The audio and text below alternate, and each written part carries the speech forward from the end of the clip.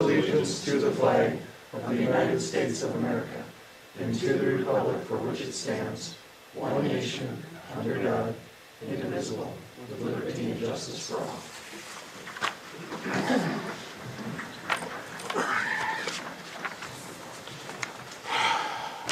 Changes to the agenda? Yes, Mr. Mayor, we have one small change. We had a request from Councilmember Julius to pull item F from consent agenda, so it's been moved down to general business as item 8A. Any other changes that anybody wants to make? Motion to approve amended agenda. Second. All in favor? Aye. Motion's approved. Okay, presentations.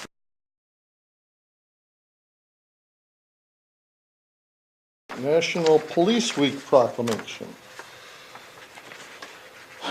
Proclamation for National Police Week 2018. To recognize National Police Week 2018 and to honor the service and sacrifice of those law enforcement officers killed in the line of duty while protecting our communities and safeguarding our democracy. Whereas there are approximately 900,000 law enforcement officers serving in communities across the United States, including the dedicated members of the Elko New Market Police Department. Whereas nearly 60,000 assaults against law enforcement officers are reported each year, resulting in approximately 16,000 injuries. Whereas the first recorded death in 1791, almost 20,000 law enforcement officers in the United States have made the ultimate sacrifice and been killed in the line of duty. Whereas the service and sacrifice of all officers killed in the line of duty will be honored during National Law Enforcement Officers Memorial Fund 30th Annual Candlelight Vigil on the evening of May 14th, 2018.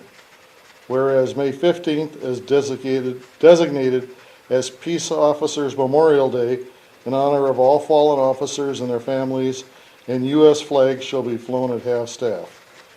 Therefore, let it be resolved that the City of Elko New Market formally designates May 13th to 19th, 2018 as Police Week in Elko New Market and publicly salutes the service of law enforcement officers in our community and the communities across the nation. Thank you. Thank you.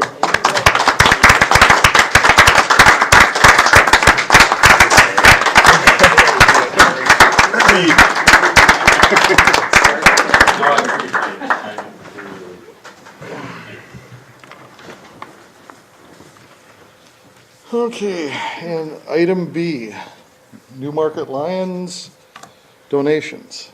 Good evening, Mr. Mayor, members of the City Council. I don't have to tell you, you're all aware of the opioid epidemic. Okay, it's on. Maybe too much. I just looked at some quick stats, and honestly, I was a little shocked. As you see in the memo, 637 deaths reported in Minnesota in 2016 because of opioid. And nationally, they figure 115 deaths per day because of this. I mean, you hear about it, you see it in the news all the time. There is a drug out there, Narcan, that can reduce the effects of it. It's not a guaranteed, and it has saved many lives. We had an incident in January this year where I responded to an overdose, an opioid overdose. Snowing that day, and honestly, when I got there, because we don't carry Narcan, I was on the radio right away asking for the ETA that, how long it was going to take the ambulance to get there. Thankfully, they were in town and they got there shortly after.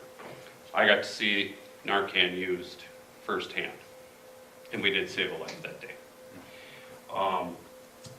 Narcan is not a cheap medication. On average, about $60 a dose. The other problem with Narcan is it has to be temperature regulated. Can't get too cold, can't get too hot, loses its effectiveness. And like many medications, it expires within a year. If you don't use it, it's got to be thrown away. You can't administer it. So it's not cheap. And quite honestly, that's probably the biggest reason why the Elko New Market Police Department has not purchased it and has not been administering it. So a couple months ago, they got contacted by members of the Lions Club inquiring if we were carrying Narcan. They said no, our EMS units do, but police and fire units do not. You know the involvement with our Lions Club. They're very supportive in this community. They realize the importance. They realize the importance of all first responders, including police and fire, to carry this. And with discussion with them and explaining the cost and the training that needs to be received by the first responders to administer it, they're like, we want to make a donation. We want to make sure our police officers have it. Because as you know, a lot of times we're the first on the scene. Back in January, yes, we did save a life, but I could have administered that dose and results would have happened quicker. So the Lions Club said, no, we want to make a donation. So they inquired and we told them, 3 squad cars, we'd have a dose in each squad. And they also wanted to make sure that we'd have a dosage that we could supply back in that squad car if used. So they're like, we want to make a donation to the police department for $360 to ensure that we have a dose in each squad car and that you have a replacement if that's used. I have been told that they want to continue doing this year after year. That's been explained to them that, honestly, I have to stand here tonight and say I hope the dosages expire, obviously, but if not, it's nice to have that replacement. Yes, I know $360 does not seem like a lot in the grand scheme of things, and it's hard to put a price tag on life you can't, but we also know that there is an expense to it. So because of their commitment to public safety in their community, they've been very gracious in offering this donation. So I would ask, do I say Representative Vogel in this, or the gentleman with many hats, and of course the most important one in the family, Laura, can come up. They've been very gracious, and I would ask that the mayor and the city council accept this gracious donation on behalf of the Lions Club for the police department, so we can buy this, receive the training. We have a policy that we will put in place, and it's just another step demonstrated by the Lions Club, their commitment to make our community safer. So with that, I applaud and say thank you very much. And Patrick, it's your turn now. We would graciously appreciate the picture. Unfortunately, I was going to have a couple other officers up here to join us, but they're out on a rather serious call right now, so they can't join us. So yeah. Anyone here for public comment? This is our time for public comment. Anyone? Going once? Going twice? Public comment?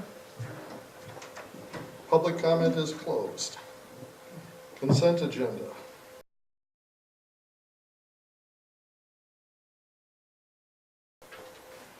Do I have a motion for the revised consent agenda? Motion to approve revised consent agenda. Second. All in favor? Aye. No public hearings, general business.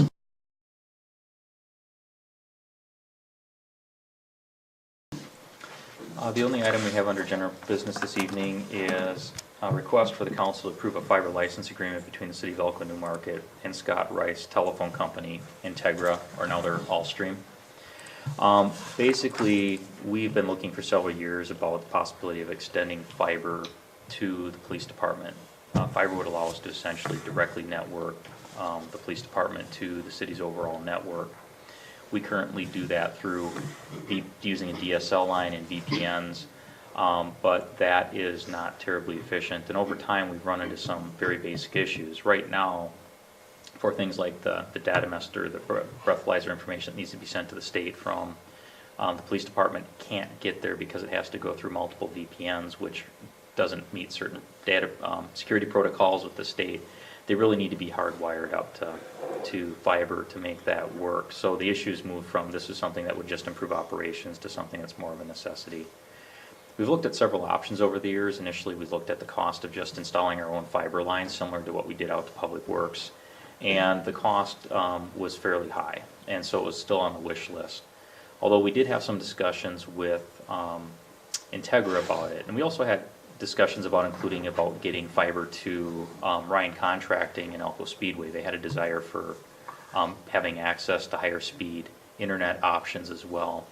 So we had an initial meeting with Integra. They indicated that they would be able to possibly provide us with some solutions which would meet both of our needs.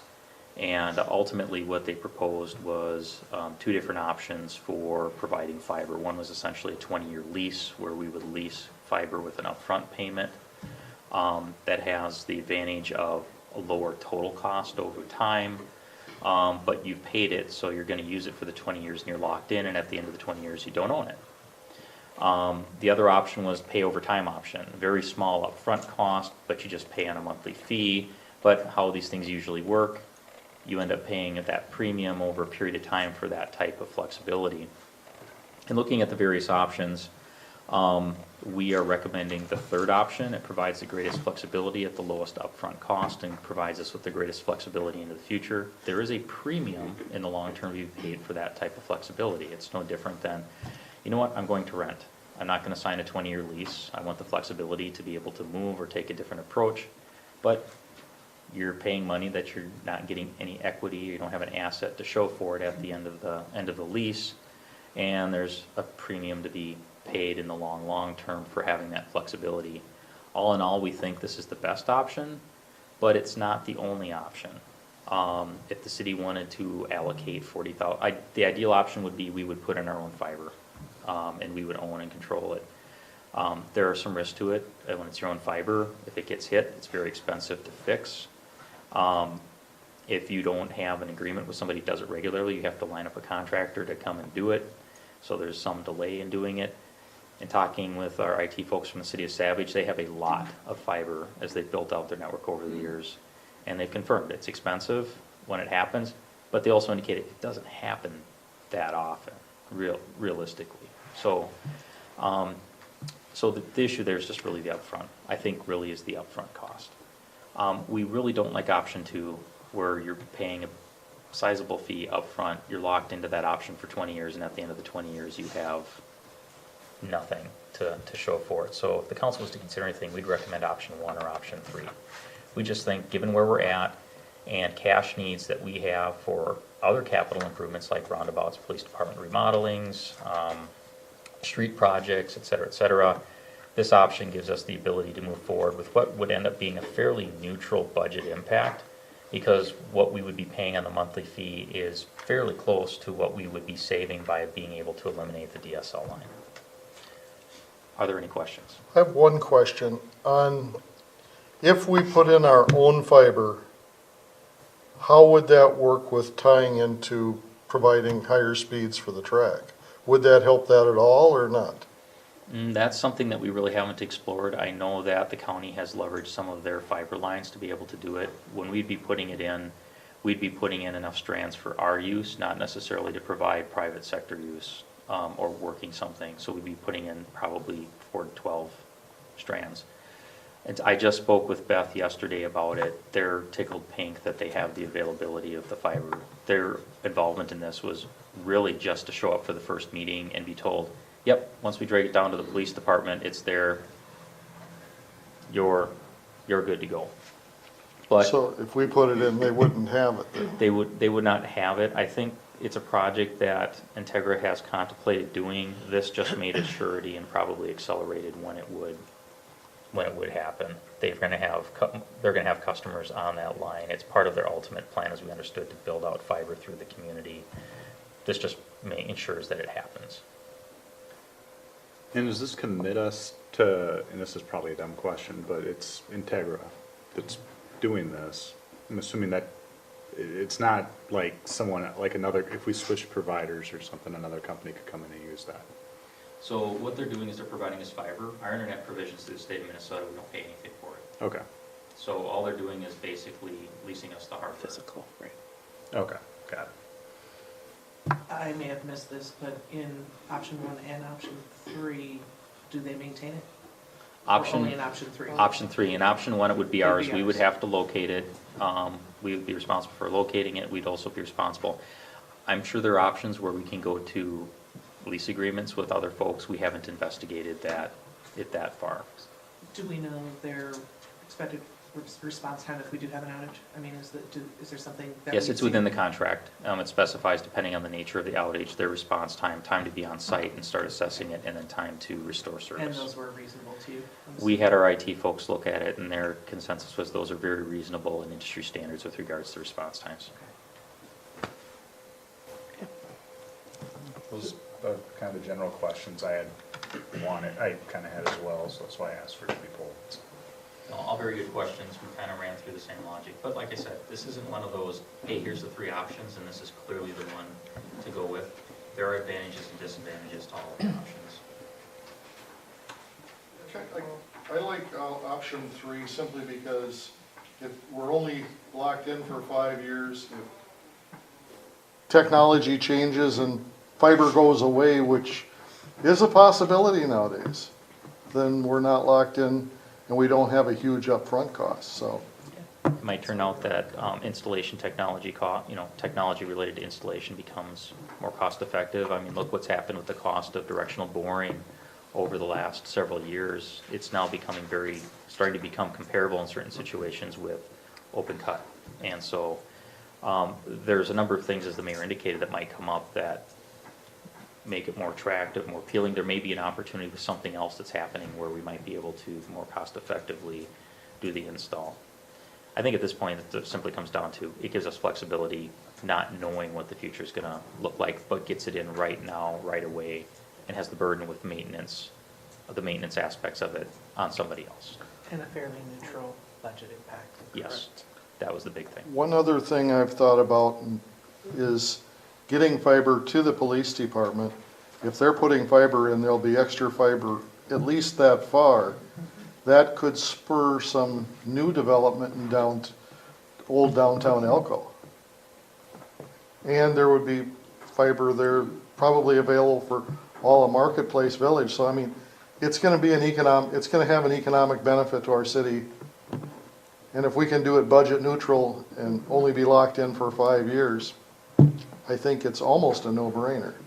That makes good sense. Makes very good sense. So maybe this is a really stupid question, even dumber than yours. Good luck. Is there a reason why we're picking Integra versus MediaCom, Jaguar, others? I mean, by putting this out there as because to what you just said, we're saying Integra, I don't know, it just seems like we're. I could see Do checking we want an Jaguar. RFP? So, Is that kind I of mean, what I you're? So- guess, is this a fair way Why to not do go it, I for guess, this? right, Jaguar was an option we could take a look at. We know that Integra had a lot of infrastructure in the area, and we'd had conversations with them about it. We could go, I'll be honest, we did not have this discussion with Jaguar about their ability to provide and what they would be able to provide. We could go out for proposals. We could approach them on this if the council so chose. I just didn't know if we had already had that discussion. I It think just seems Jaguar- like we skipped a few steps and we're just automatically I going think- to Integra. I think Jaguar just put a line down also, so. And I don't want to delay it to save $2,000, but Well, I'm not even thinking of it for saving money. I'm thinking of just making it a fair process. Now, the one thing is if we are looking to promote the extension, if the intent is to use this as a catalyst to help promote fiber and promote more accessible fiber for residential side, Jaguar does not do residential. They're primarily commercial They don't in our area, in our area. right? Yeah. But maybe they would be more apt to look at that if we maybe expanded that relationship. I don't know.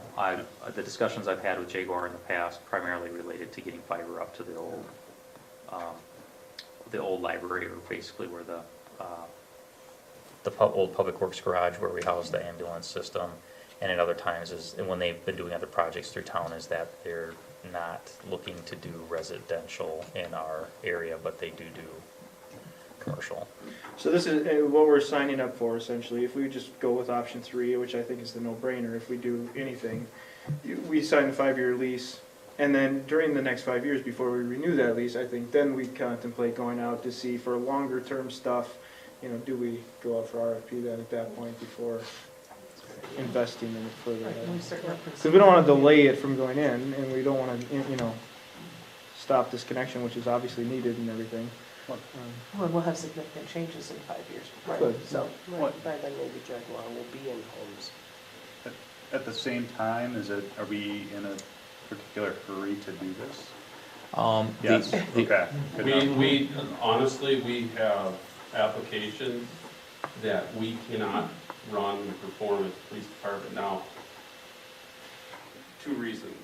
One is because the VCA tightened their security last August, and it really hampered us on, Tom had mentioned one, data master, the other one is being able to supply crash reports that we have to the state. And like Tom said, as we go through VPN, well, the way our system, records management is set up, that's a VPN. We go through another VPN at City Hall. And depending on the application, sometimes we go through 3 VPNs. And it times out the BCA, who unfortunately, they run us in a lot of areas, their security limit will not allow it. So we're currently running some applications, or not running some applications that we need to be running. That's good enough. So one of the reasons we looked at Integra is we have a long-standing working relationship. We've worked with them as a city, both as a customer, but we also know their infrastructure, and we've worked with them as an organization on infrastructure projects they do. And we knew that if we approached them and they could provide us with a cost-effective solution, we knew we would get something that would be done in a relatively quick fashion. So there was some of that judgment that was used. The RFP, you know, within the next 5 years going on, I mean, That's a yeah, I great think idea. that's a great idea, yeah. The only concern I have is, in the last 5 years, I think Integra's been sold twice. But if we have a contract, Every person in town that has media account has a contract, doesn't mean that they do a good job. I would have to say they've done a lot better in the last year. Things have improved. So, motion to move option 3. second. All in favor, option 3? Aye. No delaying you at all. Not gonna delay you any further. Thank you. Reports.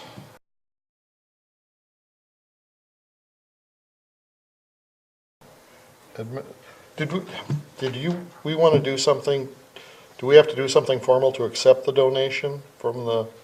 We will include it with all the donations we receive throughout the year with our year-end donation resolution, Oh, okay. acceptance resolution. Very good question. I just thought if we're gonna spend it right away, maybe we should accept it. Legally. Reports, administration? Administrations, I have one thing that wasn't on the agenda, but I do want to get some feedback. As our Facebook page has been growing in followers and getting a lot more visibility, we're starting to get a lot more requests for information where people want to put their stuff on our page. And as we continue to go, we've moved from what's very clearly city-related stuff. The requests we're getting, there's greater and greater degrees of separation. Is it stuff that, yeah, we could put up there, would there be maybe some benefit to it? But it's starting to move from, hey, city council accepted donation from the Lions, or we're flushing hydrants, to there is a volunteer opportunity somewhere in Scott County that's available to our residents. Is it something related to our residents? Yes, but as you can see, the degrees of separation and the number of those requests are starting to increase. You know, when we get these, we refer back to our social media policy. And it doesn't specifically say, this is the content you can put on, this is the content you can't. It's intended to be a little bit flexible. The language itself suggests that it's really city-specific content, but there's some judgment to what that is. But it's not specifically defined. And I guess what we're looking for from a staff standpoint is, what is the council's expectation with the Facebook? Are we supposed to be the events calendar for all organizations? Is it strictly city stuff? How do you define the box? You can see where it becomes, what do you put on, what do you don't? Who do you tell we would post this stuff for them, who don't you? And I know there's not a specific answer, but we're looking for a little bit of guidance on that. Trish? So to the Scott County volunteer item, the only reason I put that forth is because it is a direct impact. I was speaking generically. I know you were, I know you were, but I have requested Yep. that you put that on Facebook, and that has a direct impact to our city. It is which is the only reason I asked for it. So I would, in that instance, to me, it felt like it's a city thing. It's an opportunity within our city to better our city. I'm going to say one thing about that, and I can see where it is, but then again, there's a lot of things going on at the county that have direct benefit to our citizens that's not going to be interested, not all citizens are going to be interested, or even a great number. So if we start getting too many other things on that Facebook page, other than specific city news, it's going to be harder for people to get the information they want. Kate? I love the idea, but I would, if it were me, I would keep the Facebook page just for city news. There's enough other avenues out there that Scott County can post to, or have others post for you. Yeah, oh but yeah, I'll keep- post it on. But keep it, the city Facebook page, just city. So things that, Otherwise, you have that line, Scott County will come back and say, well, you threw it on, this one on there 6 weeks ago, can't you throw another one on? And where do you draw the line? Josh? I guess my thought is, what's the difference between the sign outside here and the requirements? And so if we posted on the sign in front of City Hall, I would say, I mean, similar type of concept, we could post it on the Facebook page, events, and I don't remember what that criteria is, but it's events in town type thing. I would say that there are two different things. That one is specifically designed to promote community events and things like that. Mhm. When we adopted the policies, it was clearly intended to promote the city and image, the city as an organization, and represent the city as an organization, not other organizations. Mhm.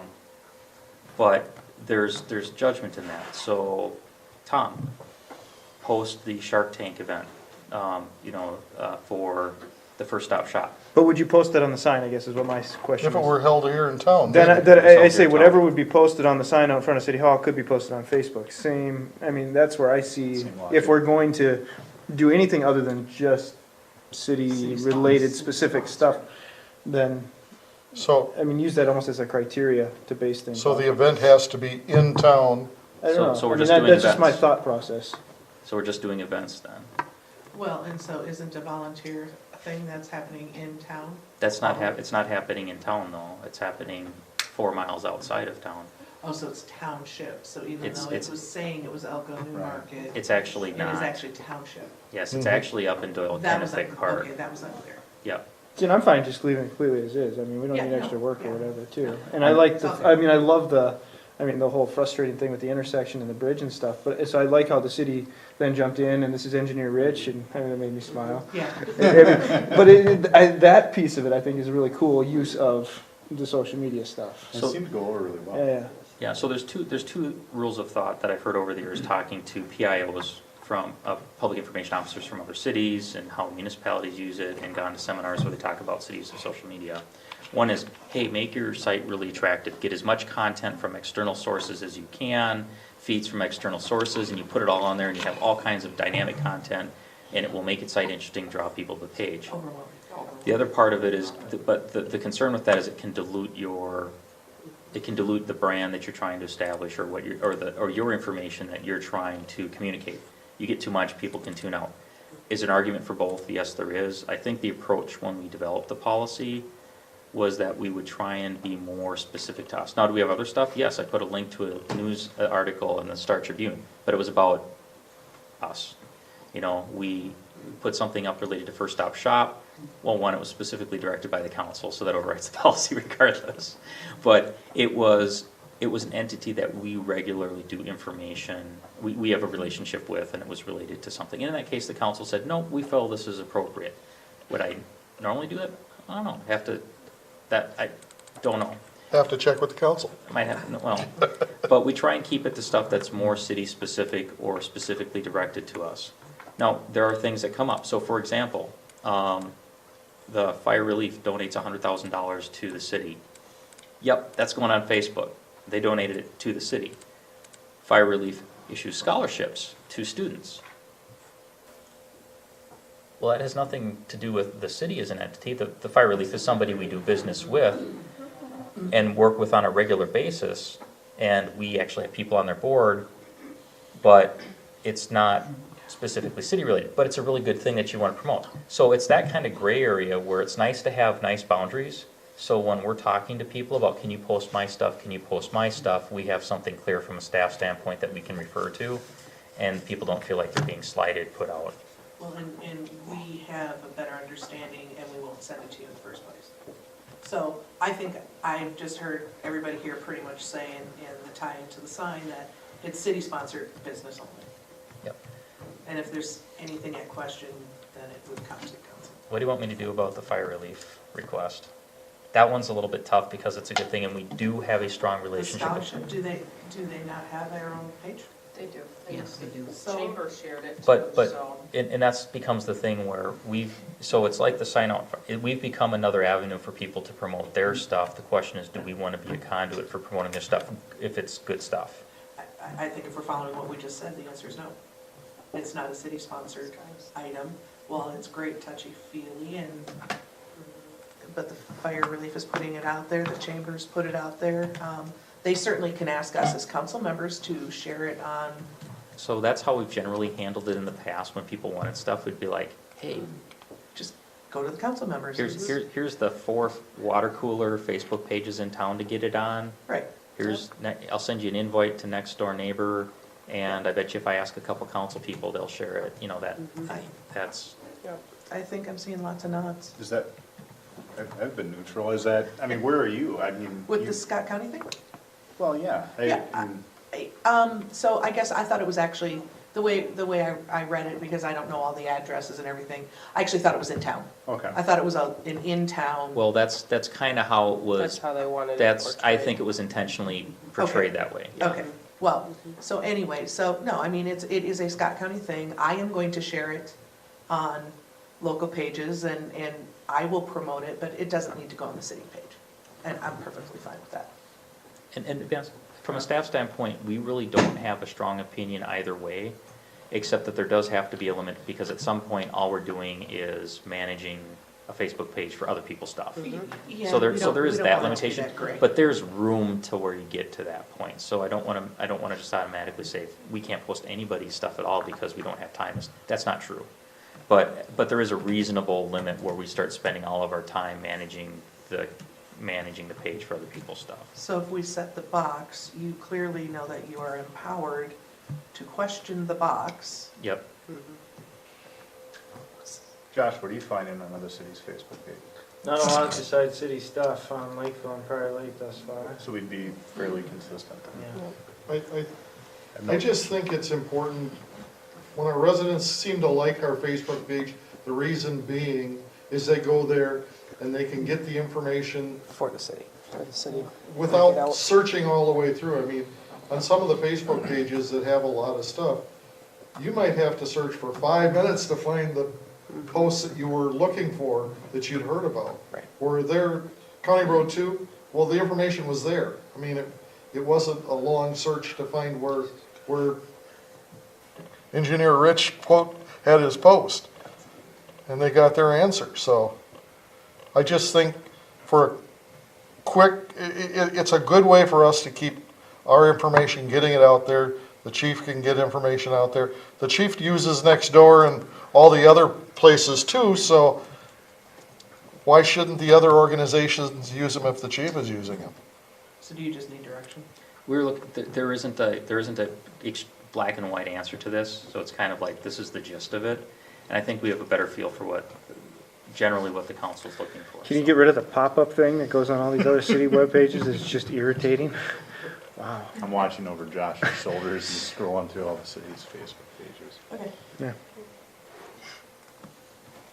Oh, by the way, we're well over 900 followers now. Nice. That's actually awesome. Well, it seems like a lot of people are sharing the pages when information's posted, and it has become a relevant source of communication and information, Yeah, so did we post the sweeping? Just curious. The street sweeping? didn't You see did it. post it. No, that one I did not get That, posted. because all of a We did the sudden, flushing. okay. Yeah. The flushing, I think, Yeah. was, but the Yeah. street sweeping, I don't think was. No. But, You run. No, he's practicing running through the tape beating. It scared you, didn't it?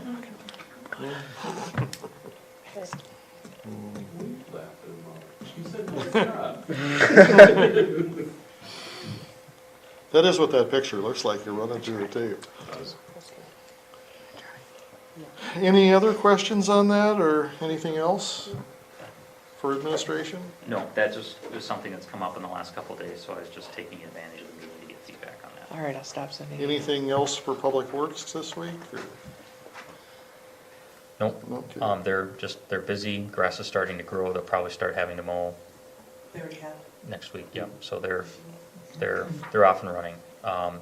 Suppose they're really running to get all the parks ready for baseball and everything else? Well, and we're running short. We have one of our employees that's currently on line duty, and then we have been unable at this point. We're not getting a response really for a seasonal position. We've always been successful in the past getting, if not sizable pools that usually yielded a good seasonal employee. As you know, most of them have gone on to work other places as full-time employees in other cities. We're really struggling this time with applications. So how do we think we can just wondering if there's any way we can, maybe through our Facebooks or something, I don't know. we have talked about it. We did post on Facebook and Next Door Neighbor, and that yielded no different results. Okay. You guys go on Facebook a lot. Huh? You never go on Facebook. You guys go on it a lot, it sounds like. Well, I happen to have time during the day sometimes. What we're finding is a little bit of, based on when we needed to post the position, we were already well into the winter season, and summer hadn't started. And actually, when we posted it, people were already moving into summer. We just, for whatever reason, did not get a strong turnout, and now we're getting into the summer season. I think Corey's worried that we're gonna struggle getting somebody at this point. Is there any chance of hiring a private contractor to do part of the process for Corey to help him out? No, For- I mean, the possibility exists. I worked through several years of private contracting for doing our mowing as the city, and what we found is it was more expensive. The reliability of the level of quality of what they provided wasn't there, and when we did the analysis, we actually found it was more expensive. Okay. Because I would not recommend going back there. The problem is you have with the private contractor is Billy's writing it this week, Sally's writing it tomorrow. It actually takes a while to learn everything that needs to be mowed and where it needs to be mowed. With the quality of service, and we had multiple contractors over that period of time, maintaining it and the consistency was difficult. Once we took it over, I didn't get any complaints. When we had private contracting, I got complaints on almost a weekly basis related to how things were maintained in the city. So does that mean if we can't find part-time or seasonal, does that mean we're gonna be forced to hire a full-time regular? What it means is that we're right back where we were before we hired Peyton's position, which means that we get stuff done, but we have little capacity to do much more than keep the lights on. And, I mean, we can't do special projects. We're limited we're limited at where we were. We'll continue advertising for the position. Right now, we have it posted as position open until filled. And we'll continue to go out continue to go out and try and recruit for the position. We only have a couple applications in right now. We're trying to get a larger pool before we conduct interviews. But it's a challenge right now.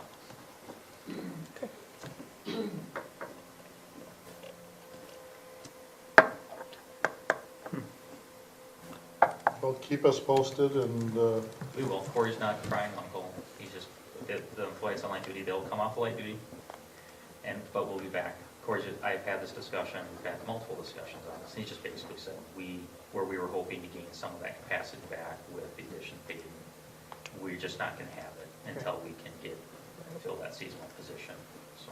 What, the posting on the league stinks. It just looks visually bad. I wouldn't apply to it. It doesn't have the salary or the hourly rate compared to all the other positions for other cities. Oh, take that back. There it is. I was looking at, that's weird. So I Googled, or on the league, I searched Elko Newmarket, and it came up with an old seasonal thing. And then it gets down to the seasonal maintenance worker 1 and seasonal maintenance worker 2, so. Is there a way to redo these? And I don't know, do they do it in alphabetical order on the league's website? I don't know, Sandy. Like, it's based I on a know it's the position, league postings. they alphabetical that way?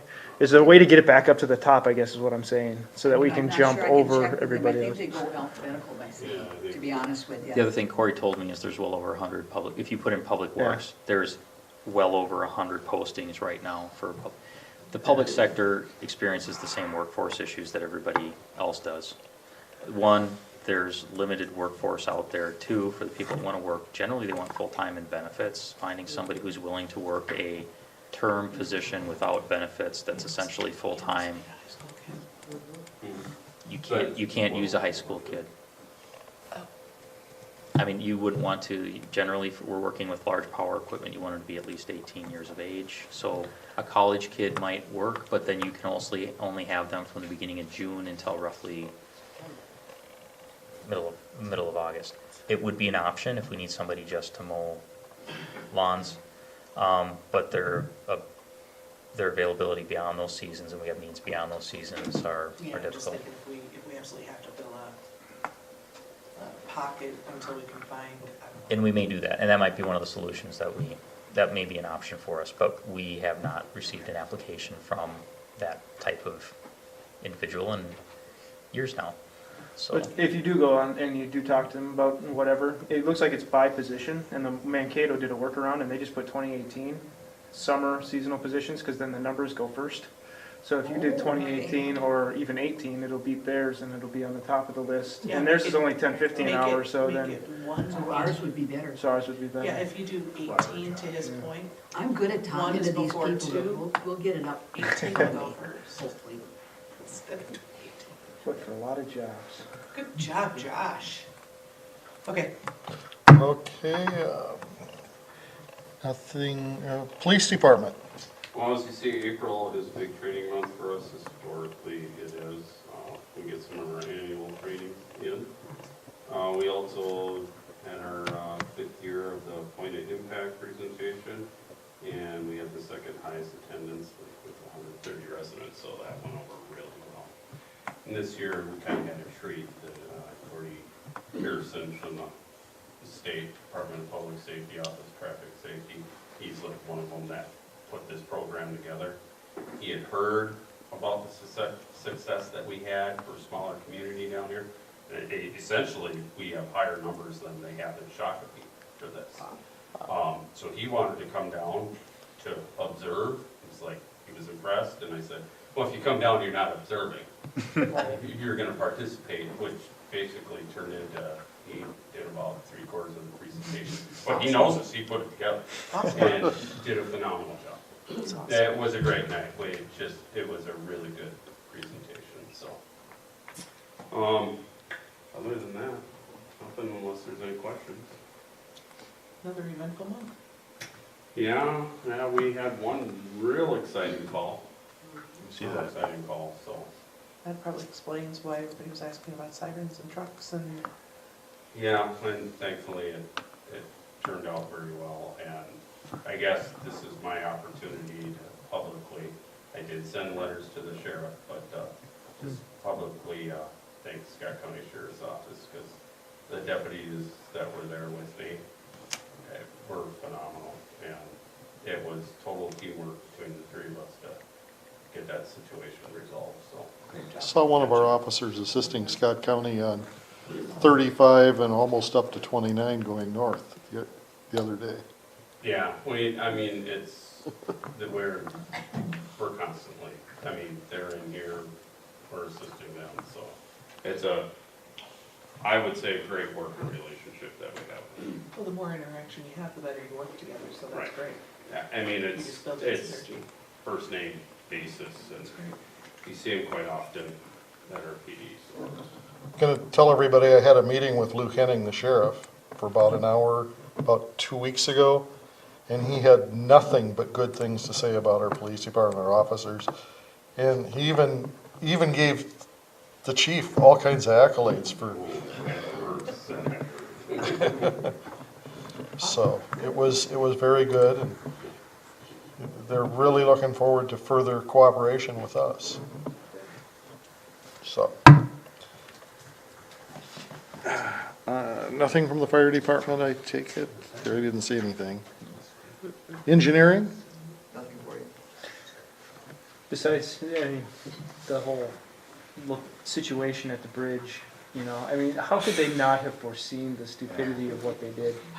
I mean, and that's on MnDOT or whoever, it was unbelievable that morning. It's horrible. To think that we're gonna take turns going back and forth when I can't even see over the bridge. What jumped into my mind is that the contractor made that decision, but I don't know, actually. How many of us called? I just followed right behind the car in front of me because I knew I couldn't see a dang thing trying to get across there, so. So let him get hit, you can maybe stop. So on the topic of two, I saw Tom Wolf this morning, and I sort of asked him, you know, given what they found, the fact that he said it's basically far worse than they thought it was. You know, does it make sense to put a Band-Aid on something that we know in the ideally not too distant future, we're potentially replacing the bridge? Maybe, I mean, you know, it seems like we're gonna throw a lot of money, but, so he's well aware and is having conversations, he just doesn't think he can, you know, It would the take county some can. time to deliver that interchange, so. No, Maybe understood, you can't have to, it can't wait, but how much do you, I don't know. So right now, a few years back, we were told that 15 years was reasonable expectations for the remaining lifespan in that bridge. So that'd make it like 2028, somewhere around that time frame. And that's also indicated that if they replace it, they would replace basically with what essentially is there right now. The mayor and I actually just had this discussion earlier this week with the county about their ability to fund, and their ability to fund would basically come through the half-cent sales tax that they have currently adopted. That sunsets in 2020, 22, early 2020s. It was originally adopted, I think, for a 7-year time frame and has not been reauthorized. And based on that, they've already committed to projects that are already going on, all of those funds that they would recover through the half-cent sales tax under its current authorization. Long and short, the county doesn't have any money to bring to bear on it. MnDOT's not planning to do it in the immediate future. And if we had a big project that politically and met criteria where we could go to some special funds like DEED or corridors of commerce, that would only pick up a portion of the interchange cost. So need aside, right now there is no monies allocated for an interchange, which would cost in the 25 million? range. Well, we have the vice chair of the Ways and Means Committee here that can probably guarantee some funds in a capital improvement project or something. I'd like to see a guarantee. I was gonna ask that. I mean, Mr. Mayor, you're very active in going out to St. Paul. I mean, has this been something you've brought up, I that you brought made up that traction? money- traction? As our representatives, like, money doesn't grow on trees, and they just don't want to spend money that they don't have just to spend it. And even though there's a need here, we were told by the county commissioners, if the county had had money, they had 8 projects for roundabouts in the county that they would have applied for the grant that we got for 2, that probably would have scored a lot higher. But they didn't have any extra money, so they didn't apply for and since we had said we would pay it, they apply for us. So, I mean, it's frustrating because, I mean, state stuff aside, yeah, I remember the meeting where Tom Wolf was here, and I remember you two specifically really pushing him when he said he was opposing the half-cent sales tax. And you guys were successful in pushing him to advocate for that because he was gonna vote against it. But the whole idea was some of that money would be coming towards our interchange, and it sounds like that's just a dead deal and that's not Well, happening. They had a list of 13 projects, and we even knew at that point in time that with the cost of at least 3 or 4 of the other projects, it would probably take all the money that they had. They're actually doing 5 because they're getting more money out of the sales tax than what they planned on. Which And projects with- we're paying for that's going elsewhere. Yeah, right, the sales tax we're paying, but the idea was that, and even Tom said it when he was here, once they passed it, he did not believe it would probably sunset. I mean, it would get repassed and we would come, as our interchange came closer, Yeah. it would come higher on the list. If they reauthorize it, then I guess that, I mean, I'll own up to my part of that. I mean, I called Tom, I advocated for it as well, and I think that was a bad decision. to advocate for the sales tax. Yeah. I think this is something we probably should have seen coming, even kind of to your point, Mr. Mayor. I mean, it's, yeah, Tom pointed that out to us, that it's likely not, we're not Well- gonna see anything for it yet, we still pushed for it, and that. It was a case where, It it was, wasn't a thing that I wasn't pushing for the sales tax because we were gonna get this project immediately. No. I was pushing for the sales tax so the money would be there. If we wouldn't have gotten the sales tax, we probably would have ended up being somehow forced into CTIB and been paying the tax and none of the projects in Scott County would have got done. I think it's simple that the projects that are going on, there's a benefit to the county and for our people who commute in those directions, there are benefits to the projects that they're doing. And ultimately, if that mechanism's not there, we still don't have a project. If the mechanism's in place and continues to be authorized, as we draw closer, as our need grows, there's an opportunity for us to get funding. But if the tool's not there, the opportunity simply doesn't exist.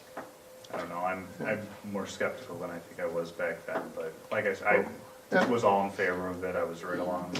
Well, and I will tell you this, I've talked to Gary Sheldon, and he said, if something happened over here where we needed it, where we had businesses moving in, and we could secure funding from deed and other places, if the sales tax gets reauthorized, it would be very easy to bond for that money and use it ahead of time. And there's two different types of improvements that we're talking about. There's the interim improvements to the interchange, which would involve some work at the top of the ramps, which would greatly improve the function of the interchange.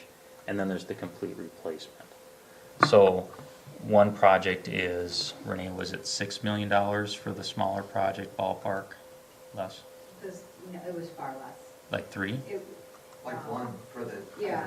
So $1 million for the smaller project, which can be, The smaller project to basically allow a turn lane, right? Was that what you're? No, I you- think The- it's- The temporary signal, like. Oh, the temporary signalization and things at the top to be Signals able to or make it little roundabouts or whatever at the function top. better to improve it to meet the interim needs until the roundabout.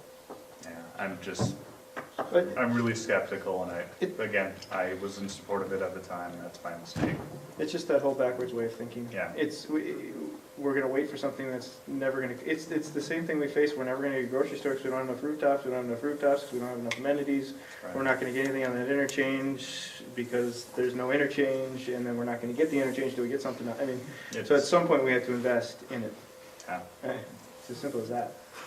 frustrating. Well, and then the problem with the interchange and the bridge there is you're dealing with state, federal, county, and we're probably the smallest participant, even though the percentage of our budget that would go towards it is much higher than anybody else's. That's kind of, I mean, yeah, I agree with you, it's kind of, well, it's not a budget, 'cause it's a sales Well, I mean, tax, but yeah, the percentage that we put into it It's is a a much small higher percentage, percentage right. of what our budget is every year compared to the county or the state, or for them, it's, I don't want to belabor the point, it's Too late. stuff you, sorry. But It's just kind of what you learn as part of the deal. But when you're talking big scale projects, and I'm speaking generically, not specific to the Yeah. half-cent sales tax, you have to keep pushing towards the goal because circumstances change, funding changes, politics change. And so basically you need to keep, in my experience, you need to keep pushing towards the goal. You need to keep pushing politically. You need to keep putting the request. You need to keep getting it out there. You need to keep planning for it. You need to lay all the groundwork so when opportunities present themselves, because even though we're going, we'll never get the funding for it. Well, there's a lot of interchanges around and other things that everybody was in at this point, at some point in time. They all eventually got the improvement. It's just a question of putting yourself in a position so that you might get it above the 10 other people who said, well, we're not getting, it's not worth the time. we could always do like Lakeville did and pay for the interchange ourselves. You know. Yeah, I was, Anytime soon. not right, that's my just opinion, it. something I'll be thinking through more next time it comes around. But like I said, at that point in time, I just think it wasn't just the project and the promise that we were gonna have money within the next 5 to 7 years. There were other reasons for it, well beyond the. We'll agree to disagree.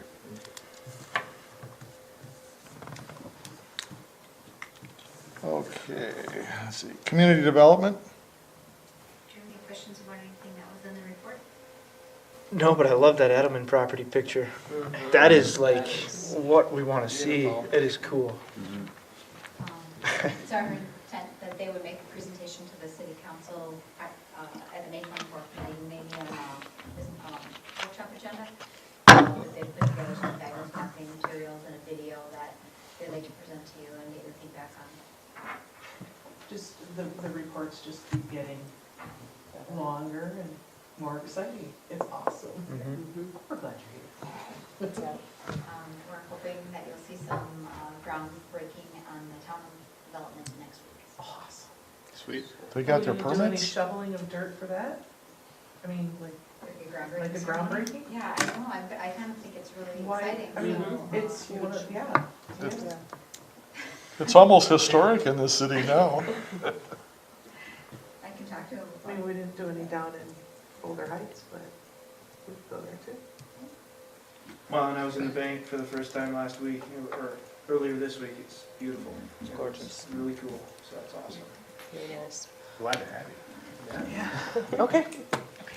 I went down to the Chinese restaurant in Lesueur to visit them. Yep. Did they have good food? Are we in for a treat? My wife wants to go down again because she normally doesn't have chow mein, but she had the chow mein. And she wants to drive to Lesueur for chow mein. Tell her to just wait a month. Yeah. They're excited about coming too, I can tell you that. Let's see. Any other questions on community development? Do we have any other things potentially going into the other two spots that we know of yet? No? Parks, any questions on parks? It's the other committee reports. Scale is tomorrow. MBTA, I have a meeting next week with the partnership committee. On scale, I know you're going, Bob, I will not be at scale tomorrow with the police officer interviews. And Bob will be, I will be there for a short time. and then Trish will be assisting the police as well. With the interviews. Yeah, I'm gonna be at Scale for a short time. I have to meet with some of the other mayors, but. Sounds good. Cool. MBTA is, it's not till the end of the month now. I-35, Yeah, so that was this morning. We had a presentation that I've asked for an electronic copy on that once I get, I'll pass along. It really isn't as impacting our corridor of 35W. It's from Brooklyn, I think it was Brooklyn Center, and it's what they're, currently I think is their D line that goes all the way to Mall of America, goes through the city. It's one of their longest, and it's their highest ridership for the transit.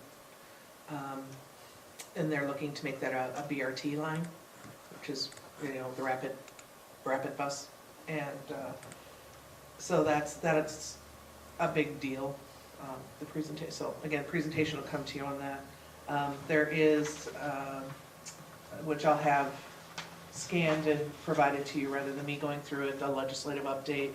I did forward a picture of us today with our sparkling cider, basically celebrating the fact that they did get the money that they needed for some of the projects on the 494-35 corridor, et cetera. So that was all really good news. And Met Council representative brought in the sparkling cider. So those are the big things. The closures are coming. June's almost upon us. They're going to be starting the bridge work. There's going to be lots of lane closures. There is a way to get email notifications of closures. If you want to be added to that, I think you can just go out to the MnDOT site. If you can't figure it out, let me know and I can ask how we can get added. I thought I had asked, frankly, that we be added, but I don't think it happened. So I'll leave it up to you guys to decide if that's something you're interested in or not. That was about it. So might I pass this down for scanning and distribution, please? Thank you. Yes. Chamber of Commerce. As everyone is aware, June 22nd is our big golf tournament. We've changed things up this year. We are doing an 11 a.m. shotgun with a 10 a.m. pre-registration. Your $90 entry fee will get you a box lunch instead of a dinner afterwards, and we're pushing that people would go towards the steak fry for dinner. Nice. So everyone sign up. What's the date again? June 22nd. June 20th. Oh, I suppose. And that ties into fire rescue. Yeah. Yes. Regional Council Mayors is until next Monday. CCEC? We're just working on the upcoming fire rescue days. We do seem to have a final decision on grand marshals. They haven't been contacted, so I'm not going to bring it up till they actually accept it. And other than that, we're just fast and furious. We have a meeting next Tuesday night for really to get the final stuff put together. We getting the standard, Thing that, okay. Nelson's Apple Farm? Yeah. Is it the same 5K route? Yeah. Everything's So needed. hilly. You just want to die at the end. You were pretty fast last year. Now I gotta beat the dude this year. He's training. I am too. He knows you are. The only other thing too is working on the community picnic in August. That's coming together pretty good. I've got the majority of it ready. Good job. So we will be looking for volunteers from the council to come down and help. I'll help. Make sure you'll get Rah, one. Provided I'm in town, because I do have a vacation in August. What is the date in August again? August 18th, it's a Saturday. It's going to be from noon till 3. Because we're looking for an August event for our Cub Scouts, because they do a volunteering service event each month. In the month of the summer, they get a special pin. So we have events in June and July. We don't have one in August yet. Now you So- do. We'd love to That have would be Boy huge. Scouts help. That'd be, yeah. That would be perfect. Will you confirm with me if they're going to? Yeah, yeah, You guys have your picnic on the 19th of this month. I'll be there. Let's see. Downtown improvement. We met on Monday? Yeah, it was Monday. Wow. And really, we talked a little bit about the flowers. What are we doing? We have a high school student that has to get 40 hours of community service work in by June 1st. So we were hoping we could get this garden out here going and he could basically just do it. But it's not gonna get done that quickly. So he's gonna just help Jim Mulk and do other things. But you'll notice that we put what's that black thing called? Silt fence back up on Webster. And Jim went through and put in some new fresh dirt over there, and we're gonna start, he'll come probably as soon as it dries out a little bit and till this garden so we can get going on it. He does have trees up there too on Webster, isn't he? Yes, yep. progress. So, that's it. 50 by 30. Steering committee doesn't meet till next week. Transportation committee had a meeting and was basically talking about volunteer drivers and car repair. The county, a lot of counties and organizations have car repair for people that can't afford car repair so they can stay mobile and keep getting to work and stuff. So we're trying to actually look for all the places that do cheaper car repairs, lower cost but still quality in the county, and get a list of them and get them working together to help the people that need the help. If there are needs that come up, we are part of the FISH. Yeah, network. and Fish is included in They were the, there, good. Fish is in the group. Fish may actually act as a clearinghouse, Nice. but it's the idea of getting all the other mechanics and all the other places that do that kind of work Right. involved with Fish, so when Fish has a need, They know where to go. they know where to go, and these people also know where, if they've got time to do something, they can let Fish know, and if they have a need. So trying to get in a change in tactics in the collective impact is trying to get the people that are filling the needs in touch with the people that need the needs, rather than coming up with new programs or spending money. Was there anything on the housing committee? I gave everyone just a copy of, and these aren't minutes from the meeting, these are just the notes I took during the meeting. Feel free to look over them at your, It's very impressive. thank you, I'm a good note taker. Yes, you are. And Josh, I saw circled something. Oh, I was just curious about the Polad Foundation stuff and what they were actually trying to get dollars for. What Like the Live, Learn, Earn is yeah. trying to get dollars for? It's for Is it to housing. give money to somebody to develop housing? No, Or, I mean, I- are we gonna be develop, or is that gonna be? It wasn't really delved into in any real detail beyond that. In fact, it was almost kind of presented as, this is a long shot that we're gonna get anything, but it's the first time we've ever applied for a grant. I would imagine it would go through the CDA or something, but the details of what would actually be done. It was kind of a thrown at the end of the meeting. One thing I noticed is the Common Bond project in Shakopee is there. Yeah. And I know Hy-Vee from Shakopee is going to be speaking in favor of that at their council meeting, but Yeah, our group's drafting a letter of support. I don't know, more letters of support, the better for projects, obviously. But, yeah. I would think, actually, to be honest, even though it's in the city of Shakopee, since It's gonna get done. well, I think it will. it probably will, but there is opposition. Oh, for sure. It looks, was it the planning commission meeting that went through? It went through some meeting on early April. I just don't know what group looked at it. News article I read looked like it was moving ahead, but you're right, there's opposition and these things are never easy, but, And all the opposition isn't just NIMBYs, it's, right. Still, people need to be educated, seriously. What caught my attention on the Prior Lake, or, excuse me, the Savage development, 85% of that project is being subsidized through various sources, which, I tip my hat to them for being able to No doubt. acquire Pull all the that off. subsidies. That's 19 million in subsidies. Yeah, yeah. That's a lot of money. So kudos to that project developer. Savage is gonna kick in $100,000 in waiving fees? Yeah.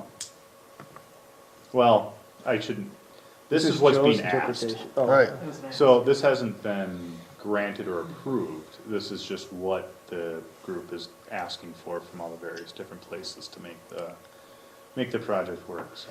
I think I know one Savage City Councilman that'll probably vote for $110,000. Oh, he was there and seemed very excited, so. Anyway, workforce, We actually had the follow-up to our Margaritas table with the statistics and they're compiling all their documentation that's gonna be presented. From our workforce, Marnitas, they had 23 of the people who attended expressed interest in actually becoming part of the workforce readiness committee. And so we have decided we're gonna reach out to all 23 and offer them the opportunity to participate and join if they so choose. So I volunteered to make those calls. So we'll see what comes of that, but the more diverse you can get, the better. Did they ever come up with an actual figure for how many people were there that lived in Scott County? So I found, actually what I found very interesting was their point of, sometimes it's not just about how many people actually came. So they're And using that one again. there is something to be said for how many people were actually contacted and whether, they could or couldn't come because they chose not to or they were busy or whatever, but contacts being made, is Marnitas Table the direction we want to continue to move in? I don't know, but I think the outreach into the communities is important. How we do that is up for debate. But they did bring their figures back, and so now we are going to digest what has been brought back and see what we take away from that and have conversations in our next meeting. But my question is, did they have a specific number of residents that actually showed up from Scott County? I thought they said 77? Off the top of my head, that's the number I remember. That's just memory from what I saw. We'll find out, but Yeah. I would say that's pretty generous. I don't know. You and I had thought there was about that in the room, Well, but that included a lot of staff people too that were.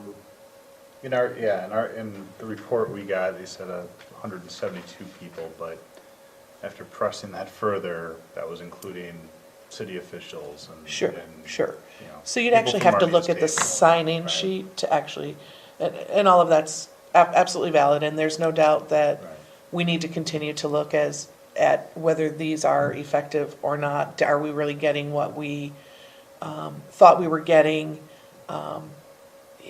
I did find it interesting. I will say I was somewhat swayed by some of what was said. The point of as we're sitting here as city officials, we definitely tend to be, because it's sort of what we have to be here, is give us a concrete result. I want to see statistics. I want to see, I want these specific questions answered. And as you're reaching out to a community, it's not necessarily, you don't necessarily get that right out of the chute, right? You need to build relationships and you need to build trust and you need to, so I agreed with some of what they were saying, right? So I had to take off my logical, step-by-step analytical approach and recognize that we are trying to build a community and we are trying to network and we are trying to build those trusts and interactions. And so I'm not saying I could say it's completely worthy or not worthy. I was somewhat swayed from where my original stance. So it was interesting. So more to come on that. Any other discussion by council? Yeah, I don't know that we took No. any action or anything on the workshop. No, that's what Yeah. would have been my next.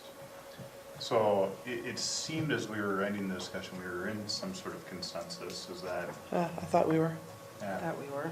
Yeah. So should Yeah. we have Tom, do you have any kind of idea, remembering what we were looking at for? Attendance criteria, good. Continuing education criteria, good, especially if something's mandatory in the first year. After that, it got a little mushy. So Well, but I think that's kind of how we feel is that, from he's not here. But to some degree, we have to take some guidance from the planning commission Right. specifically as to, if that training that we've stated really isn't applicable to what we're doing, So Steve's absolutely correct. As you get into more advanced trainings, they get into specialized areas. But at the same time, there are things that are available. Where we run into the conflict is they're usually during the day, during the week, and the question is whether or not you want to require your commissioners to take the time during the day, during the week to go do stuff. If you don't, it really, really limits the training options that are available to them. Did you find about these WebEx and the webinars and such? I think, and that's the comment that I wanted to make to you, is that we've historically, and this isn't just our city, it's especially small cities, have pushed their planning commissioners to a company called Government Training Services. The options that they have aren't that great, and when I was doing research for Tom on this matter, I found that the American Planning Association has dozens and dozens and dozens of classes that you can take right from your home. I just think that we need to do more research and provide our planning commissioners more options rather than just saying, well, here's the GTS classes for this year, which maybe there's 12 and they're all over the state and they're not really that interesting to them anymore because they're the same classes they keep seeing. But I think there are more options. I would still encourage the girls in the education. One class every 2 years, I don't think that's asking a lot. I like that. I like that. One class every 2 One years. class, yeah. Yep. And I think that could even work for the Especially with. parks. Yeah. They can do it from their home. If they Especially can if from there's their home. I'm sure there's, on the web and on different things, there's probably a lot of different things that Parks Commissioners could look at. Even if it's something for 45 minutes, a 45-minute webinar that they learn something, I mean. There were options that you could do it from your home or you could do it as a group, so we could just sit here at City Hall and do the webinar for $300 or they can do it individually for $80. Well, and by doing it kind of together, you have the opportunity of that interaction and maybe Bouncing explaining something that questions. wasn't maybe, I don't know. Would it be, I mean, if something like that were to happen, if there was something that was just done here online with, I mean, is there any reason us on the council wouldn't be able to participate in that as well? Absolutely The more the merrier. I wouldn't think so. Yeah, that's, I was I think that'd be a thinking good same idea. thing. So we're kind of in a consensus as far as the training is, or the education piece, I should say, is concerned, 75% attendance and meaningful, Engagement. whatever you Engagement you within the worded it, public yeah. and- So there's those subjective elements. Do you want to include any of those in the criteria? I think I just think that the, can be something discussed with them, I don't know that needs to So, be. so currently, those types of things are just discussed in orientation. Yeah. This is kind of how you, these are, this is your role, this is your role as a commissioner It's what you did with us stuff. when we came out as council Exactly. members, Yep. that I would do. So 75% continuing education, and with both of them, we'll try and provide that there has to be continuing education within they have to try and do something at least once something every 2 years. Yes. Sure. Okay. and I think if the city looks into what there is available, we may find that some of the commissioners are taking advantage of a lot more education. Yeah, there's nothing. Because to they're say always- more. Right. They're hungry for information, it's just where do they get it without getting information that they don't want or they don't need. Right. Motion to adjourn? Are we, I gotta keep him on the hook here. We I have just- Representative Vogel here. Oh, Bob. Are we gonna be yeah. done He's just- in 11 days? Yes. Yes, we are. Yes. Is there gonna be a special session? Oh, no, because we're gonna be done in 11 days. I kind of doubt it. Yeah. Good. There really doesn't, honestly, there doesn't have to be anything done, right? The budget was approved last biennium. The tax bill is almost a necessity because it'll be so complex if there isn't. And what happened was, Sorry. what happened was they came up, the Senate passed one huge supplemental spending bill, and the House passed, I believe, 3 or 4 small bills. So now the conference committees are meeting, they put together one big conference committee, so they've got all of these bills going into one supplemental spending. So there's a tax committee going, and there's a supplemental spending committee going. Since we have you at the podium. Sure. I saw the Senate had passed something, a resolution, or I'm not sure what the wording is, but disbanding TAB. Dissolving. for the, Yeah. at council? It was just earlier this week. The Senate did? Yeah. Does the House have anything like that in the works? I think, doesn't Senator, or Representative Albright's bill have disbanding tab in it? Is it in there? I know there was some things in there with the reform of the Met Council with elected I'm representatives. sure that and was stuff. part of Albright's bill. Probably, it was Paulson that was at the Senate side pushing it. So So I can. you're not sure? It's okay, I was just, you're on the spot, so. I know that Albright was working on the Met Council structure. Okay. And of course, that's in one of our 4 bills that's being mashed out now with all together. The governor came out last week and wanted another $138 million for education. I think from the budget reserve, because what happens is, targets are set. And the targets, basically there was $329 million of surplus. There's 101 million for transportation of target. I think taxes was around 130 or 40 million. So most of that surplus was eaten up in those 2 things. There was 25 million for school safety. I think another 7 in HHS for making up some payroll deficiencies that were miscalculated with inflation. There's about 50 that's left over, but we're government finance tomorrow. We are hearing the pension bill, which would take 27 of that. The bonding bill just came out for 8 1/4, and the Senate came out about the same amount, a little bit different in priorities. So you put them together, you're the same as the governor. Exactly, yeah. Yeah, the governor's at $1.5 billion. So who knows where that will go. You don't think you're getting a special session? No, because, the budget was done last year. So unfortunately, if nothing happens, nothing has to happen. It's not a good alternative, but I think right now the emphasis on what really absolutely positively has to happen is the tax bill. Because from what I understand, it would be difficult to fill out a tax return. And you've also got to remember that these software companies that write for the accounting firms and the tax preparers, they need to get those changes in by July or August so that they can reprogram their software. And right now, Minnesota's was based on taxable income. So you took your taxable income and you started calculating your Minnesota income tax off of that. What they're doing is they're changing to adjusted gross income, which is more common.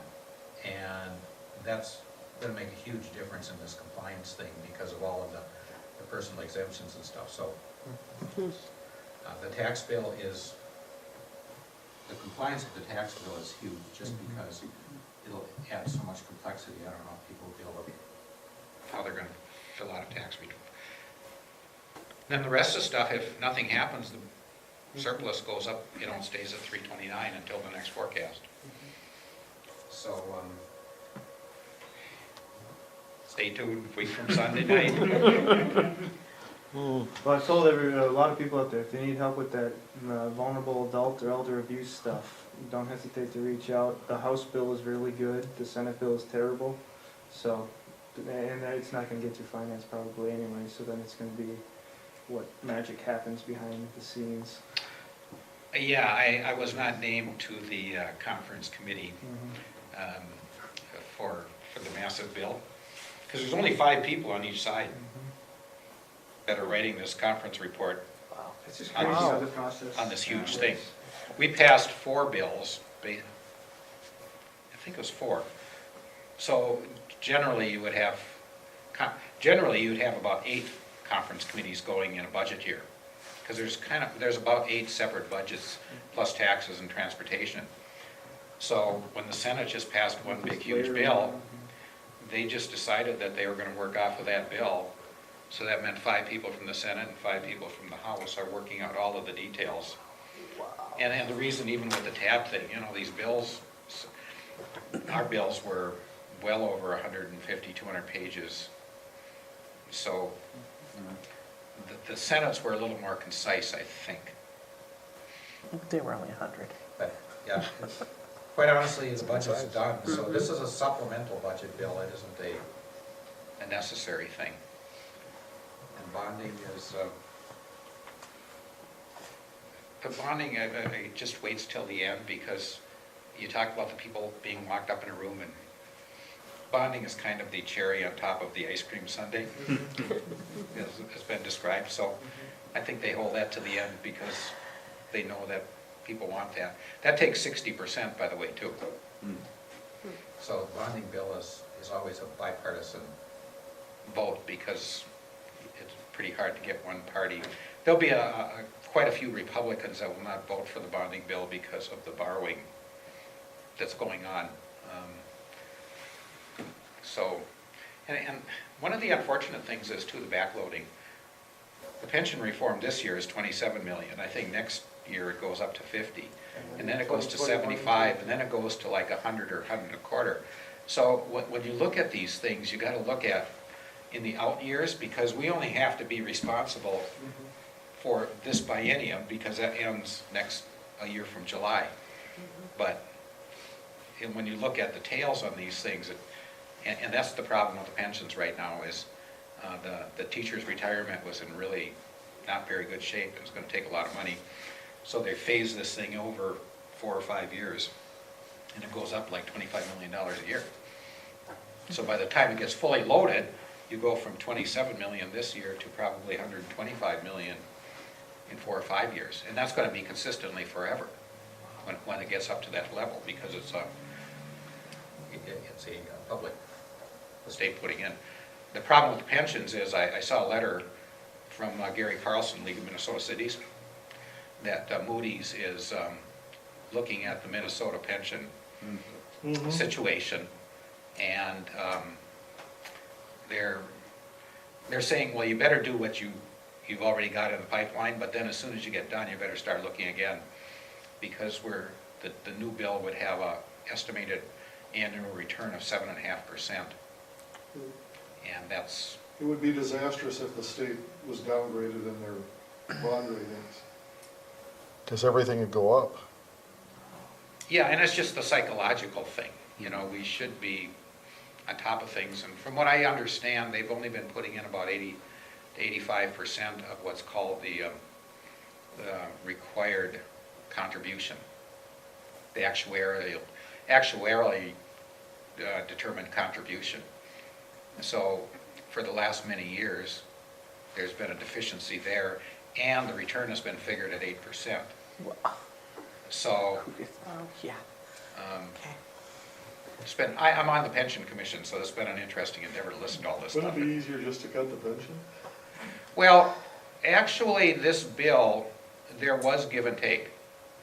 And everybody came to the table, and they did negotiate away some of the benefits as well.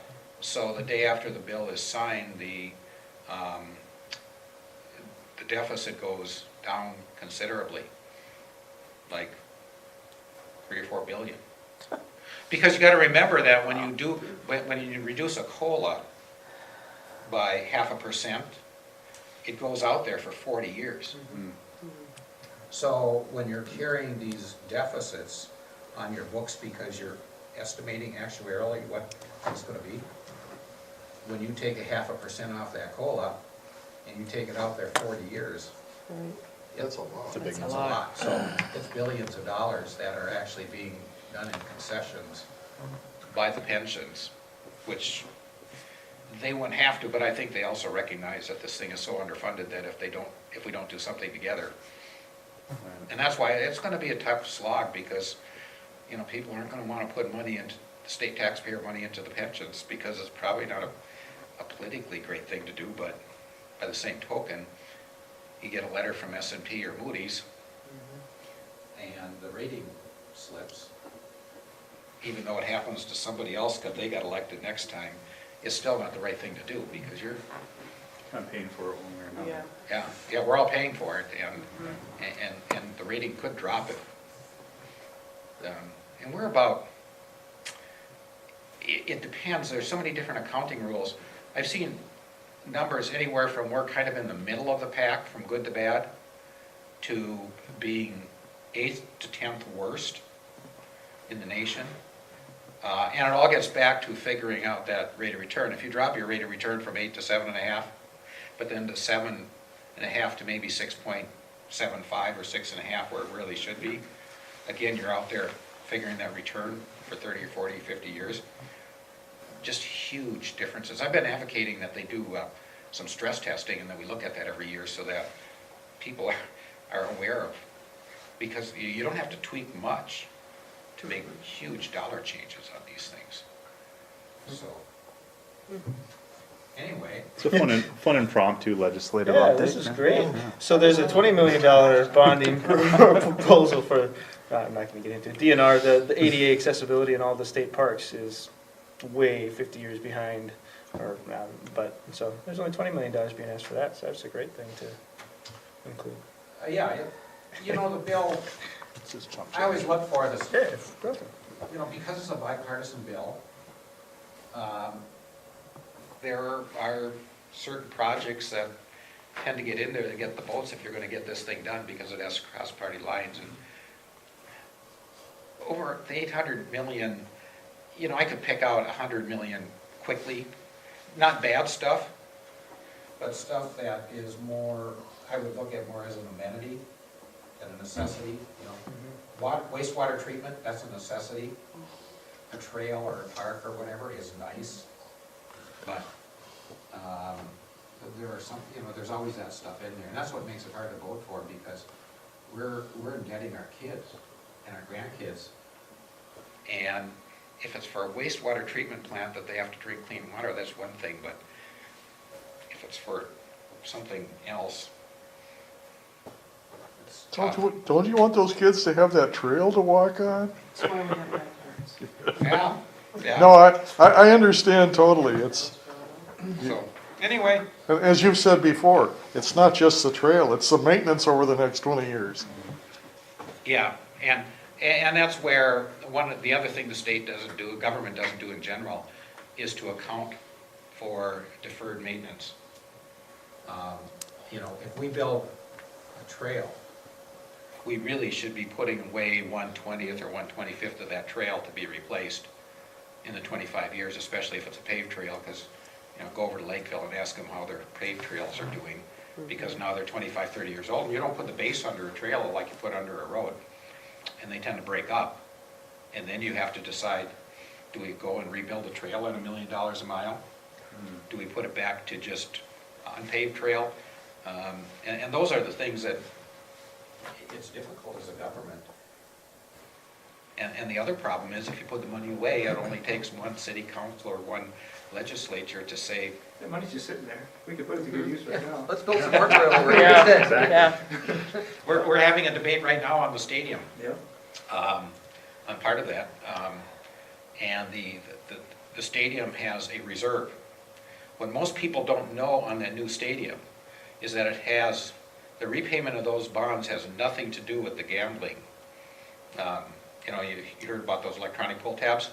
If you look into this thing, it has nothing to do with those electronic pull tabs, other than that was a benchmark that they used for how much was going to flow from the general fund into this stadium reserve fund.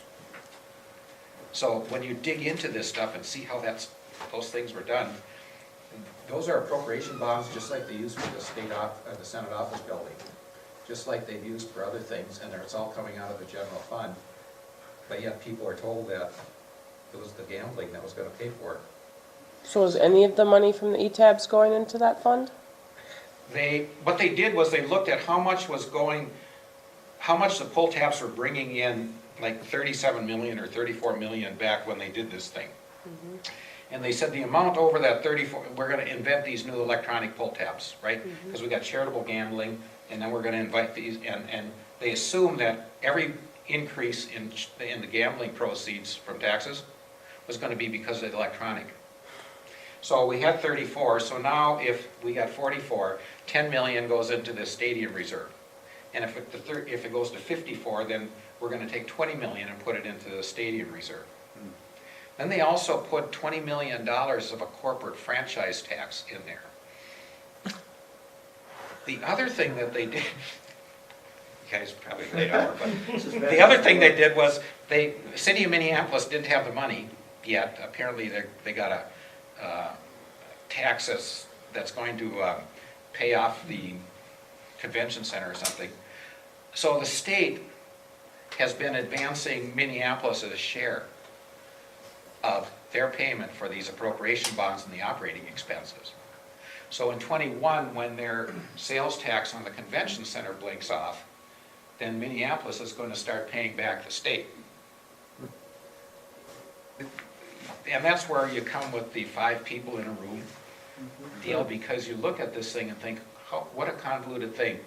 Because it was sold to the public that these electronic pull tabs are going to pay for it, and it has very little to do with electronic pull tabs other than it's a benchmark.